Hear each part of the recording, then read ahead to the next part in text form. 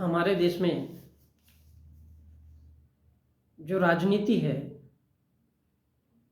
चुनाव प्रचार के माहौल में, या अगर चुनाव प्रचार नहीं भी है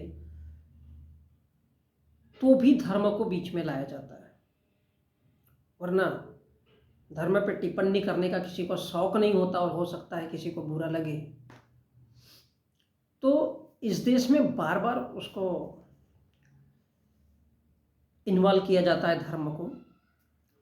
तो एक इंटरव्यू है और उसमें असदुद्दीन ओवैसी और सुधांशु त्रिवेदी, और ये आज तक का न्यूज़ चैनल है जिसमें अंजना ओम कश्यप है, वहाँ पर एक लड़के ने सवाल किया कि चुनाव के समय ही हिंदू मुस्लिम याद आता है क्या।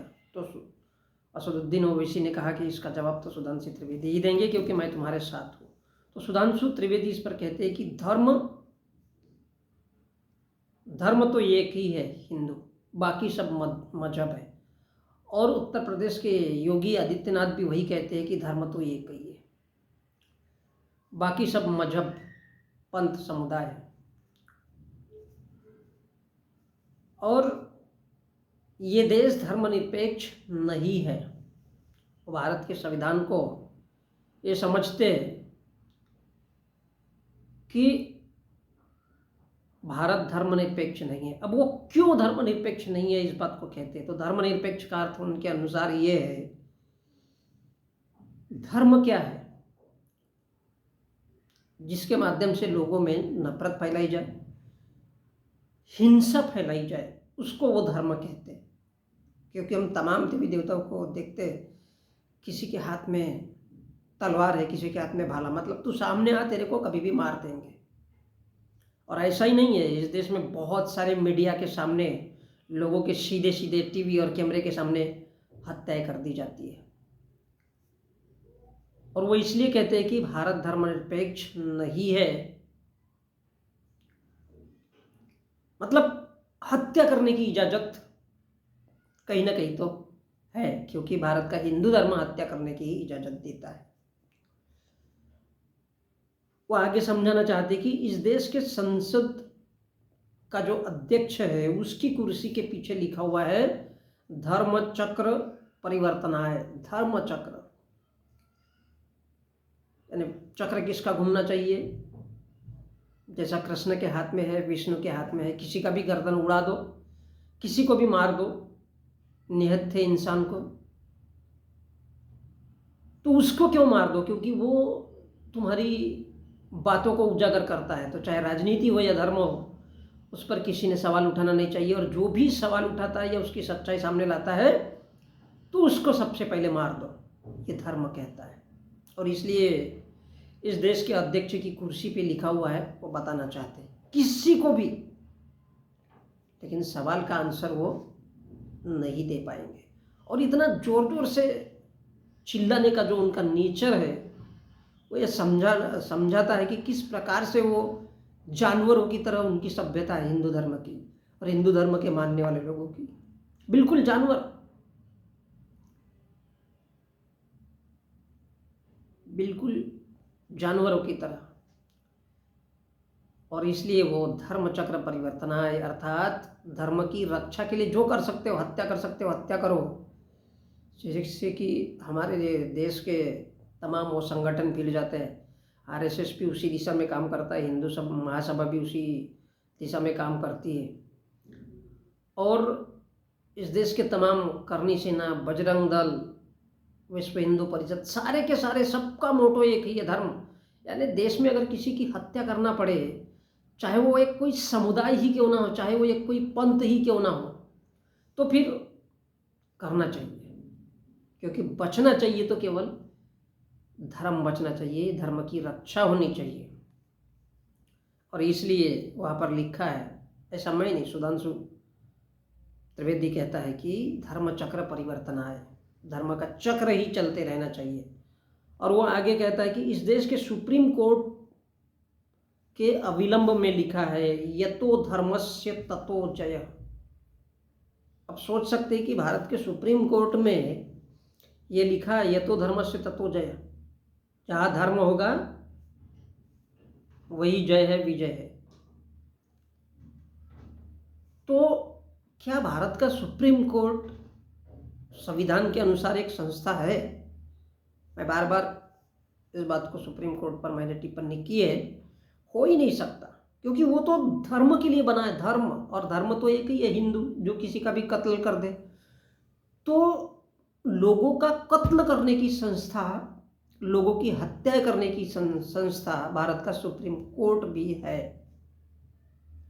और इसलिए वो भारत का जो हिंदू है, जो हिंदू धर्म को मानने वाला है, वो डंके की चोट पे और दावे से कहता है कि तुम कहाँ जाओगे, सुप्रीम कोर्ट में जाओगे? अरे वहां तो हमारे ही ब्राह्मण जज भरे हुए हैं, क्या करोगे? उल्टा फांसी पे लटका देंगे। वो किसको न्याय दे सकते हैं भारत में? क्योंकि हिंदू है। अभी हिंदू तो भारत का ब्राह्मण, बनिया और ठाकुर है। वो अपना जो धर्म है वो लपेटे में लेने के लिए भारत के SC ST OBC को देता है, और धार्मिक अल्पसंख्यक को भी उसी गिनती में ले लेता है। तो ये जो बनाए गए सारे नियम धर्म, ये किसके लिए? ब्राह्मण, बनिया, ठाकुर के लिए। यानी भारत का जो सुप्रीम कोर्ट है वो भी रेजियल सुप्रीम सिस्टम ही है। भारत के ब्राह्मणों को, उनके बच्चों को, उन ठाकुर, ब्राह्मण, बनिया के बच्चों को किस तरह से ऊंचा रखना है, और सुप्रीम कोर्ट खोला भी इसलिए गया है ताकि इस देश में तमाम वो सुविधाएं हैं, इस देश के पद है, सामाजिक स्थिति, आर्थिक स्थिति, या और भी जो तमाम तरह के फील्ड हैं, वो किस दिशा में काम करने चाहिए? केवल भारत के ब्राह्मण, बनिया और ठाकुरों के लिए। इसलिए सुप्रीम कोर्ट में लिखा हुआ है यतो धर्मस्य ततो जय, या जय।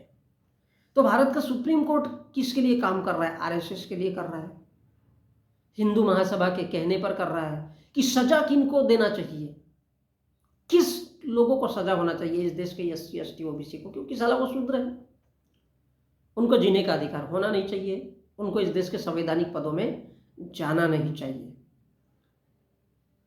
तो ये सोच सकते हो कि भारत का सुप्रीम कोर्ट किसके लिए काम करता है? भारत के ब्राह्मण, बनिया और ठाकुरों के लिए। और ये मुद्दे तब उछलते हैं जब भारत में चुनाव होते हैं। यतो धर्मस्य ततो जय, वो इंसानों की सुरक्षा के लिए नहीं बना हुआ है, भारत की जनता के लिए नहीं, किसी गरीब को, मजदूर को नहीं। इसलिए भारत का जो गरीब मजदूर है, जो 200 रुपया कमाता है, वो कभी सुप्रीम कोर्ट पहुंच सकता है? नहीं, जा ही नहीं सकता। उसके दिमाग में अगर कुछ आया भी, तब भी वो न तो जा सकता है और न ही संपर्क कर सकता है, क्योंकि यहाँ तो पहले से ही लिखा हुआ है। हर जब जिस देश में, उस देश के न्यायालय में, वो भी उच्चतम न्यायालय में, सुप्रीम कोर्ट में धर्म लिखा रहेगा कि ये बनाया किसके लिए गया सुप्रीम कोर्ट? अपने धर्म की रक्षा के लिए, हिंदू धर्म की रक्षा के लिए, क्योंकि धर्म तो एक ही है, बाकी सब पंथ और मजहब है।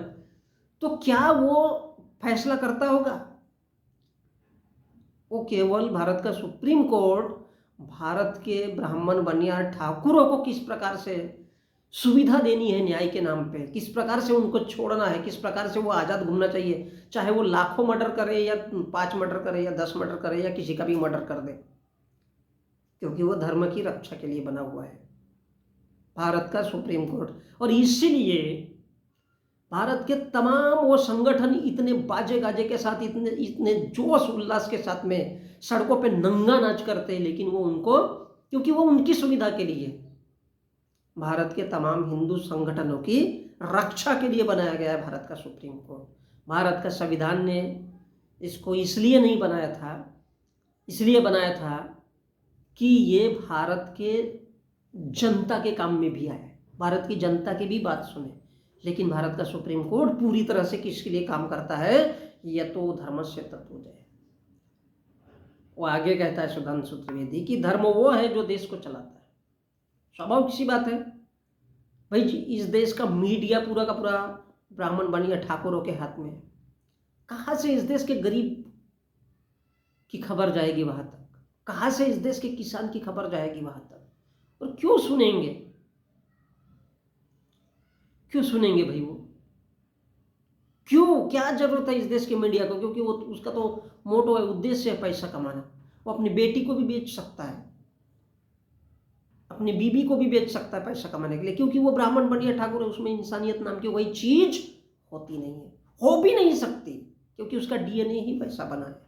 और इसलिए वो कहता है ये पहचान है, संप्रदाय या पंथ ये पहचान है, ये रास्ता है। और सारनाथ का जो धम्म चक्र है वो धम्म चक्र है, रास्ता है, स्वाभाविक सी बात है। और धर्म वो है जो सबको धारण करता है, यानी धर्म के आगे कोई बढ़ नहीं सकता, धर्म पे कोई सवाल नहीं कर सकता। क्यों? क्योंकि धर्म ने कभी किसी को इजाजत दिया हुआ नहीं है। और इस देश का मीडिया है, तो इस देश में जो प्रचार किया जाता है हर जगह सिलेबस में उसको चेंज किया जाता है और उसको बदल दिया जाता है, क्योंकि सारी जो इस देश की ताकतें हैं, मीडिया, कोर्ट कचहरी, धार्मिक संगठन, वो किसी भी सूरत में भारत के गरीब को जीने नहीं देना चाहती है, किसी भी सूरत में। और इसीलिए भारत का SC ST OBC उसको शूद्र करार दिया जाता है। यही वजह है कि भारत का OBC, भारत के दलित तो मंदिर में जा ही नहीं सकता, इसलिए वो हैसियत शब्द का भी प्रयोग करते हैं कि इनकी क्या औकात है। और आरक्षण जैसे मुद्दे तो ये इनके लिए चना चिवड़ा है, क्योंकि वो धर्म पर पाते हैं। और गरीब इंसान 200 रुपए के लिए तरसता है, 200 रुपए के लिए, क्योंकि पैसा क्या है, पैसे के बगैर जीना मुश्किल हो जाता है, इंसान को आत्महत्या करना ही पड़ेगा, क्योंकि पैसा नहीं है गरीब इंसान के पास। और वो जिंदगी में लोग तरसते हैं पढ़ाई लिखाई के लिए, तो पढ़ लिख नहीं सकते, क्योंकि इस देश में धर्म काम करता है, धर्म। और धर्म क्या है? जिसके अंडर में सारे के सारे धर्म आ जाते हैं, वो बढ़ने ही नहीं देता। नहीं तो हत्या करवा दो, मर्डर करवा दो, सालों को काट डालो, दिन दहाड़े काट डालो, टीवी अखबार मीडिया के सामने। तो धन्य है ऐसा धर्म और उसको मानने वाले लोग, जो केवल उनके डीएनए में, उनके ब्लड में कभी भी नेवर नेवर हो ही नहीं सकता है एक इंसान क्या होता है या इंसान के प्रति दया, कभी नहीं हो सकती। तो धन्य है ऐसा देश मेरा, और धन्य है वो ऐसा धर्म जो केवल इंसानों को काटने पीटने की शिक्षा देता है। और सारी सुविधाएं, कोर्ट कचहरी, शासन प्रशासन, इस देश के वो हिंदू संगठन सिर्फ एक ही दिशा में काम करते हैं, किसके लिए? धर्म के लिए, धर्म के लिए। और इसीलिए क्योंकि इस देश की सत्ता, इस देश का पैसा, इस देश की धन दौलत सारी की सारी उन्हीं लोगों के हाथों में है। क्यों? क्योंकि वो हिंसा का मार्ग उनका सबसे बड़ा हथियार है। यदि आप कितनी भी अच्छी बात कहोगे और आपका गला काट दिया जाएगा, हो गया काम खत्म, इसके बाद कुछ बचता नहीं है। तो धन्य है।